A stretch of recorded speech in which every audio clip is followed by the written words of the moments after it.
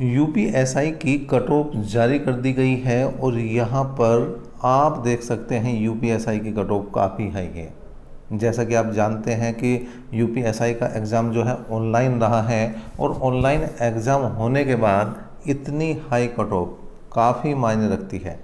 आपको क्या लगता है कि बच्चे इतनी तैयारी कर रहे हैं कि उनके नंबर ऑटोमेटिक इतने आ रहे हैं या इसमें कहीं गोलमाल है? आप हमें इनमें से जो भी बात आपको लगती है कमेंट बॉक्स में कमेंट कर सकते हैं। साथ ही साथ ये भी बता सकते हैं कि आपके कितने प्रश्न ठीक थे, क्योंकि इस बात का आइडिया तभी लगता है कि ये गोलमाल रहा है या वास्तव में ये मेहनत के नंबर हैं जो आ रहे हैं। ऐसा नहीं कह रहा मैं कि सभी गोलमाल से हैं, बहुत सारे बच्चे मेहनत से भी करते हैं, लेकिन अगर इतनी हाई कट ऑफ जारी है इसका मतलब मैक्सिमम बच्चों के नंबर इससे ऊपर हैं। तो आप अपने नंबर भी कमेंट कर सकते हैं और ये भी कमेंट करें कि आप किस कैटेगरी से संबंधित हैं। चलिए देखते हैं कट ऑफ को, और कट ऑफ को दोनों तरीके से देखेंगे। कट ऑफ को हम नंबरों के हिसाब से भी देखेंगे जो ऑफिशियल आए हैं, और साथ साथ अगर उन्हें प्रश्नों में कन्वर्ट कर दिया जाए तो कितने प्रश्नों पर कट ऑफ गई है वो भी हम यहाँ पर देखने जा रहे हैं। चलिए करते हैं।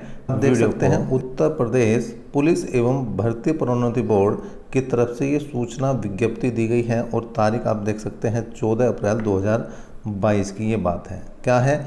उत्तर प्रदेश पुलिस में उप निरीक्षक नागरिक प्लाटून कमांडर के 927 पद और प्लाटून कमांडर पीएससी के 484 पद तथा अग्निशमन द्वितीय अधिकारी के 23 पदों के कुल 9534 रिक्त पदों के सापेक्ष चयन हेतु विज्ञप्ति के क्रम में उत्तर प्रदेश पुलिस एवं प्रोन्नति बोर्ड द्वारा ऑनलाइन लिखित परीक्षा कब कराई गई थी? 12/11/2021 से 2/12/2021 तक विभिन्न जनपदों और विभिन्न केंद्रों पर आयोजित की गई थी। मतलब ये परीक्षा चली थी 12 नवंबर से और परीक्षा हुई थी भाई 2 दिसंबर तक। उक्त लिखित परीक्षा में अभ्यर्थियों की संख्या अधिक होने के कारण परीक्षा कुल 18 दिनों में 54 पालियों में, मतलब हर दिन 3 पालियों में ये परीक्षा हुई। इसलिए नियमावली में निहित प्रावधानों के अनुसार अंकों का जो है नॉर्मलाइजेशन किया गया है, इसमें ये बात इन्होंने कही है। ऑनलाइन लिखित परीक्षा के बाद अभिलेखों की समीक्षा और शारीरिक मानक परीक्षा हेतु अभ्यर्थियों को आहूत करने हेतु नियमावली के प्रावधानों विज्ञप्ति में उल्लेखित प्रक्रिया शासनादेश एवं एतत् विषयक माननीय न्यायालय के आदेशों के क्रम में श्रेष्ठता एवं आरक्षण के प्रावधानों को ध्यान में रखते हुए विज्ञप्ति पदों के लगभग 3.5 गुना अभ्यर्थियों, महिला अभ्यर्थियों के मामले में 4 गुना को अभिलेखों की समीक्षा एवं मानक परीक्षण हेतु आहूत किया गया है, मतलब बुलाया गया है। महिला अभ्यर्थियों को केवल उप निरीक्षक नागरिक पुलिस के पदों के सापेक्ष ही विचार किया जाना है। तो महिला अभ्यर्थियों को केवल यूपी पुलिस में ही जो है कंसिडर किया जाएगा, बाकी जो प्लाटून कमांडर है या अग्निशमन द्वितीय अधिकारी उनमें नहीं इनको रखा जाएगा। आगे बात करें तो विभिन्न श्रेणी के अंतर्गत अभिलेखों की समीक्षा एवं मानक परीक्षण हेतु बुलाए जाने वाले अभ्यर्थियों के कट ऑफ अंक निम्नवत हैं। तो यहाँ पर अगर कट ऑफ की बात करें, देखें अनारक्षित मतलब जनरल की 302.09405 है, ईडब्ल्यूएस की 285.56168 है, ओबीसी की 280.51425 है और एससी की यहाँ पर 260.14439 और एसटी की 233.33388 है। जबकि अगर महिलाओं की हम बात करें तो 278.32091 और यहाँ पर ओबीसी की बात करें तो 263.12721 और एससी की बात करें तो यहाँ पर 233.12820 है और एसटी में यहाँ पर 200.05192 रही है। आप यहाँ पर स्वतंत्रता सेनानियों और भूतपूर्व सैनिकों की कट ऑफ भी देख सकते हैं। चलिए अगर आगे बात करें तो यहाँ पर कब और किस तरह से बुलाया जाएगा। उक्त अभ्यर्थियों के अभिलेखों की समीक्षा में शारीरिक मानक परीक्षण की कार्यवाही जोनल मुख्यालयों के जनपदों मेरठ, आगरा, कानपुर, बरेली, लखनऊ, प्रयागराज, गोरखपुर, वाराणसी पर 25 अप्रैल 2022 से प्रस्तावित है।